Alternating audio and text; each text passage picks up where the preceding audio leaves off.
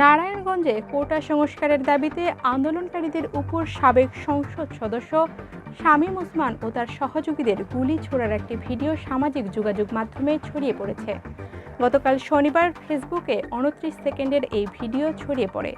সরকারি চাকরিতে কোটা সংস্কারের দাবিতে শিক্ষার্থীদের কর্মসূচির এক পর্যায়ে সরকার পদত্যাগের আন্দোলনে রূপ নেয়। ছাত্র জনতার অভ্যুত্থানে 5 আগস্ট আওয়ামী লীগ সরকারের পতন হয় এবং সাবেক প্রধানমন্ত্রী শেখ হাসিনা দেশ ছেড়ে চলে যান। আন্দোলনে নিহতের ঘটনায় শেখ হাসিনা, স্থানীয় সংসদ সদস্য শামীম ওসমান সহ আওয়ামী লীগের নেতাকর্মীদের নামে একাধিক মামলা হয়েছে।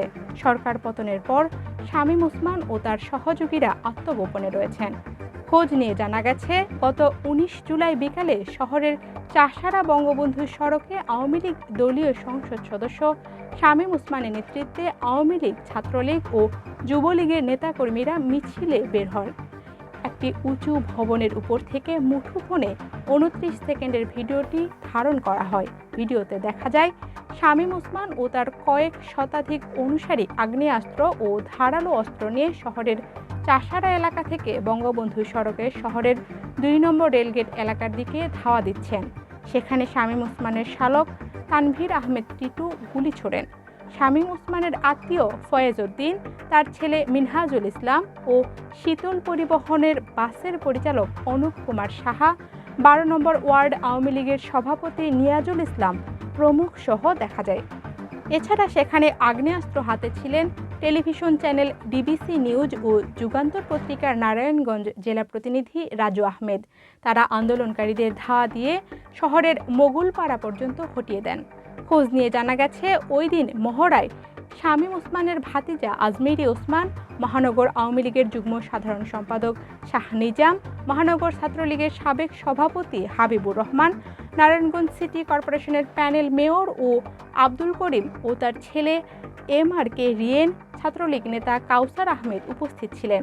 ওই ভিডিও ছড়িয়ে পড়ার পর পেশা বহির্ভূত কর্মকাণ্ডে লিপ্ত হওয়ার অভিযোগে গতকাল দৈনিক যুগান্তর ও ডিবিসি নিউজ কর্তৃপক্ষ রাজু আহমেদকে বরখাস্ত করেছে। এদিকে 19 জুলাই শহরের নয়ামাটি এলাকার 4 তলার বাড়ির ছাদে খেলার সময় 6 বছরের শিশু রিয়াগুপ মাথায় গুলিবিদ্ধ হন। পরে ঢাকা মেডিকেল কলেজ হাসপাতালে চিকিৎসাধীন অবস্থায় তার মৃত্যু হয়। অভিযোগ উঠেছে, শামীম ওসমান ও তার সহযোগীদের গুলিতে রিয়াগুপের মৃত্যু হয়েছে। বৈষম্য বিরোধী ছাত্র আন্দোলনের নারায়ণগঞ্জের সমন্বয়ক ফারহানা মানিক বলেন, ওই দিন ওই এলাকায় কোনো পুলিশ সদস্য ছিলেন না। কার গুলিতে রিয়াগুপের মৃত্যু হলো সেটি প্রশাসনকে খুঁজে বের করতে হবে। জেলা প্রশাসন সূত্রে জানা যায়, শামীম ওসমান, তার ছেলে অয়ন ওসমান ও তাদের অনুসারী শাহ নিজামের নামে অস্ত্রের লাইসেন্স রয়েছে। শাহ নিজাম 2018 সালের 16 জানুয়ারি হকার ইস্যুতে প্রকাশ্যে অস্ত্র উঁচিয়ে গুলি চালিয়েছিলেন সিটি মেয়র আইভি ও তার লোকজনের উপর। এই বিষয়ে অতিরিক্ত পুলিশ সুপার আমির খসরু বলেন, অস্ত্রের মহড়া দিয়ে গুলি করার ভিডিওতে আমাদের নজরে এসেছে। সেখানে কারা কী ধরনের অস্ত্র ব্যবহার করেছেন তা খতিয়ে দেখা গেছে। লাইসেন্সকৃত বৈধ অস্ত্রের অবৈধ ব্যবহার করে থাকলে প্রয়োজনীয় ব্যবস্থা নেওয়া হবে। গুলিবিদ্ধ হয়ে শিশু রিয়াগুপের মৃত্যুর বিষয়ে জানতে চাইলে তারা বলেন, সেদিন ওই এলাকায় কোনো পুলিশ সদস্য ছিলেন না। কার গুলিতে রিয়াগুপের মৃত্যু হয়েছে সেটা তদন্ত করে দেখা হচ্ছে।